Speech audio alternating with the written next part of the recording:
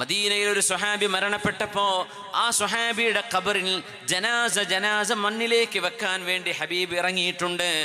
മണ്ണ് വാരിയിട്ടിട്ടുണ്ട്. നബി തങ്ങൾ ആ മയ്യത്തിന് വേണ്ടി ദുആ ചെയ്ത് കയ്യിലെ ഒരു ചെറിയ വടി കൊണ്ട് നബി തങ്ങൾ ഇങ്ങനെ എന്തൊക്കെയോ വരക്കുന്നുണ്ട് മണ്ണിൽ. എന്നിട്ട് അവരൊന്ന് പറഞ്ഞൊരു വാക്കുണ്ട്, വദിത്തു ലൗ റഅയ്തു ഇഖ്വാനി, എൻ്റെ സഹോദരങ്ങളെ ഞാനൊന്ന് കണ്ടെങ്കിലെന്ന് കൊതിച്ചു പോവുകയാണ്. അസ്ഹാബ് ചോദിച്ചു, യാ റസൂലല്ലാഹ്, അല്ലാഹുവിൻ്റെ റസൂലേ, അവലസ്നാ ഇഖ്വാനക യാ റസൂലല്ലാഹ്, ഞങ്ങളല്ലയോ നബിയെ അങ്ങയുടെ സഹോദരങ്ങൾ? അതിന് അല്ലാഹുവിൻ്റെ ഹബീബ് പറഞ്ഞ മറുപടി എന്താണെന്നറിയോ? അൻതും അസ്ഹാബി, നിങ്ങളെൻ്റെ സ്വഹാബിമാരാണ്, നിങ്ങളെൻ്റെ കമ്പാനിയൻസ്, നിങ്ങളെൻ്റെ കൂടെ നടക്കുന്ന എൻ്റെ സ്വഹാബികളാണ്.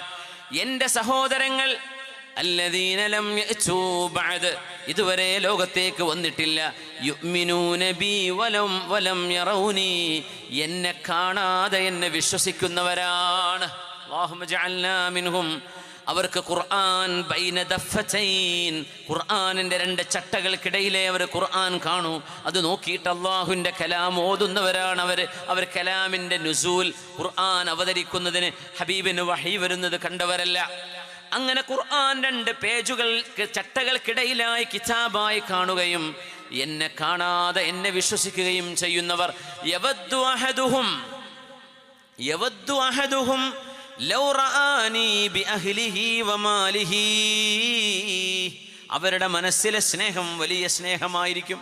സ്വന്തം സമ്പത്തും പറമ്പും വീടും കച്ചവടവും എല്ലാം കൊടുത്താൽ എന്നെ കാണാൻ കഴിയും എന്നുണ്ടെങ്കിൽ സ്വന്തം മക്കളെയും കുടുംബങ്ങളും എല്ലാം വിട്ടേച്ച് അവരെന്നെ കാണാൻ വേണ്ടി വരും.